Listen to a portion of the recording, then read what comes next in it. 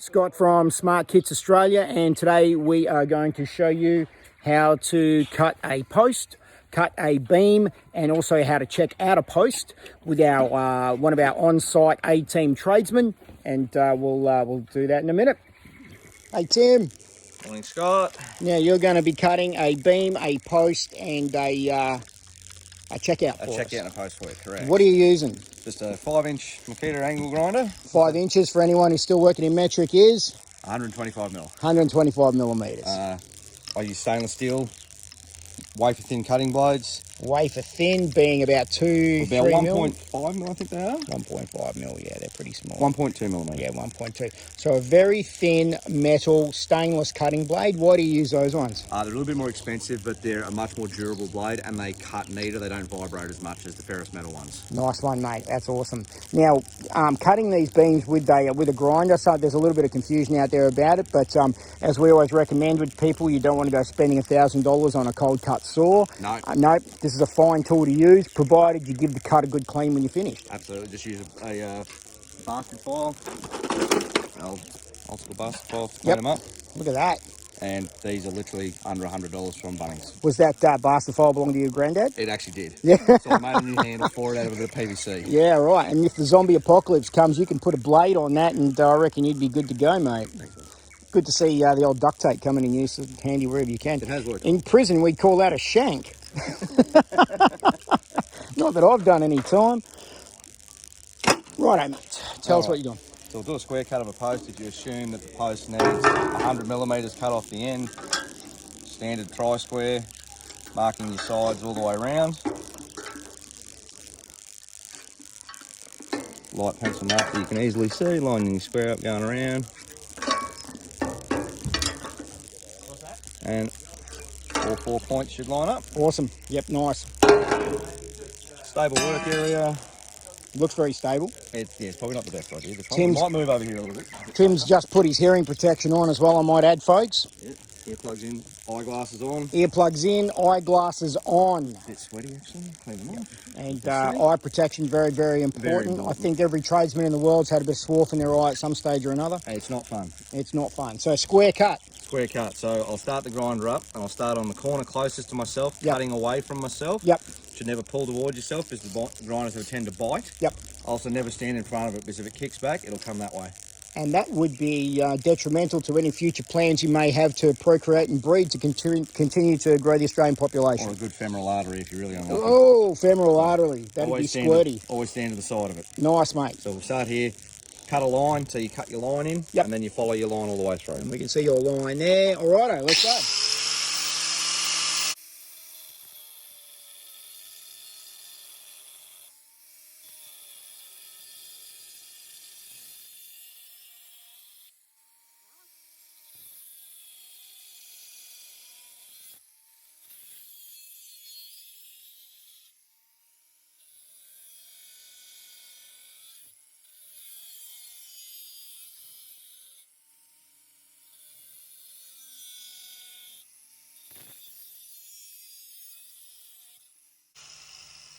Clean cut. Clean cut. And that's a square cut. Now you see that Tim cut all 4 sides individually, but he also, when he was cutting, he also cut a small line into where the pencil mark was, so he knew where his line was, and then worked forward from there. Takes all the sharpers off. Yep. And just between you and me, that sounds worse than having a set of fingernails run down a chalkboard. Nice one, mate. Very good. Awesome. Now, let's do a notch. So a notch to suit that size.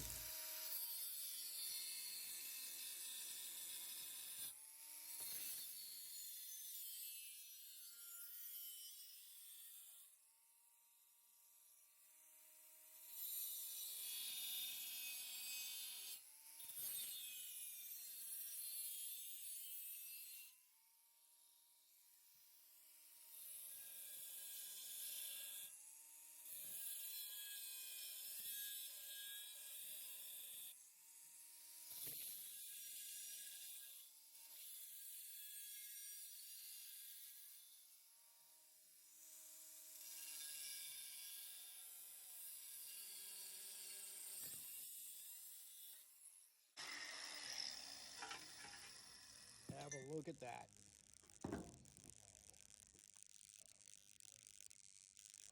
Notched post.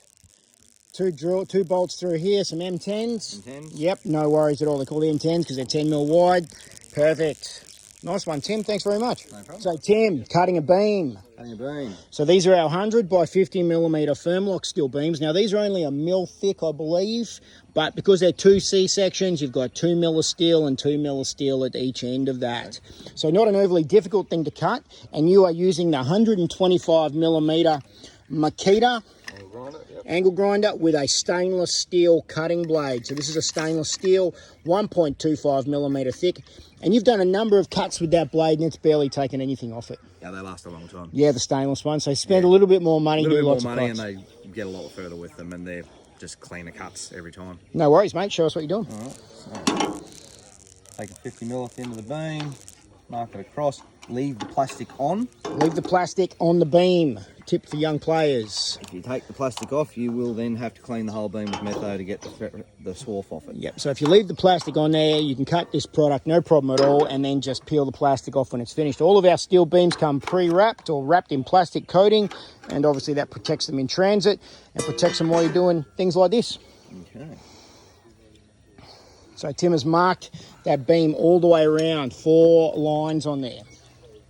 Rock and roll.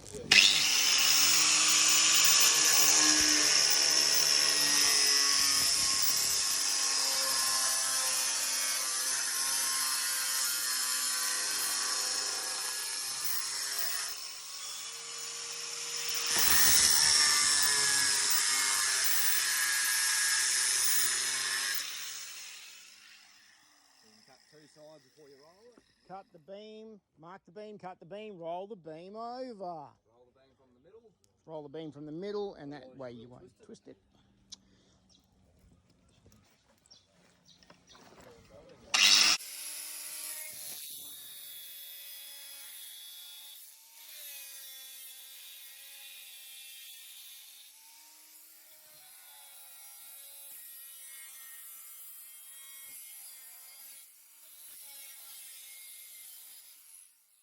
Fall. Good job, Tim. Now, obviously, they don't get too hot. If you get too close to the cut, it'll be warm. But, you know, even at what was that, 50 mil? 50 mil. Even at 50 mil wide, he was still holding on to that, no problem at all. I would suggest for most of you DIYers at home having a crack at this if you've never done it before, and a good pair, just a cheap pair of gloves. Cheap pair of gloves, yep. Yeah. You'll have no dramas with it. Now, if I am correct, I believe the Makita one might cost you a bit more, but you could probably pick up a 125 mil angle grinder from Bunnings for $100. Probably under $100. You'd probably get an Azito one for $70. I think you can get them for even cheaper than that if you buy a cheap one. Yep. If you're going to use it once and throw it away, maybe 50. Yep. Now, those Azitos come with a 1-year warranty, I believe, so if you buy one and it burns out, you can just take it back. No problem. Yep. Beautiful. Good job, Tim. Thanks very much. All right, Scott.